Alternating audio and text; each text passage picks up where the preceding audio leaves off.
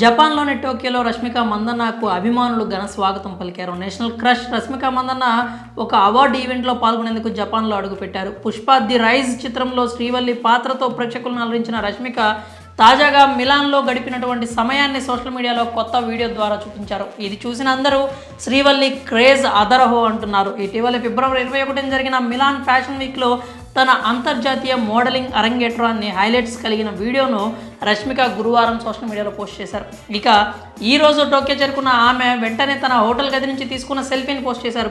తరచూ తన ప్రయాణాల గురించి పోస్ట్ చేస్తూ ఫోటోలు సెల్ఫీలు పోస్ట్ చేయడం రష్మికకు అలవాటు. 2024 మార్చి 2న జపాన్ రాజధాని టోక్యోలో జరగనున్నటువంటి Crunchyroll anime awards event జరగనుంది. చలో, గీత గోవిందం వంటి బ్లాక్ బస్టర్స్లో యూత్లో విపరీతమైనటువంటి క్రేజ్ తెచ్చుకున్న రష్మిక మందన్న ఎప్పటికప్పుడు విభిన్నమైనటువంటి పాత్రలను ఎంచుకుంటూ వచ్చారు. గత 2-3 ఏళ్లలో ఆమె నటించిన సినిమాలు చూస్తే పుష్ప, సీతారామం, యానిమల్ ఇలా ఒకదానికి ఒకటి సంబంధం లేని పాత్రలతో అద్భుతంగా నటించి శభాష్ అనిపించుకున్నారు.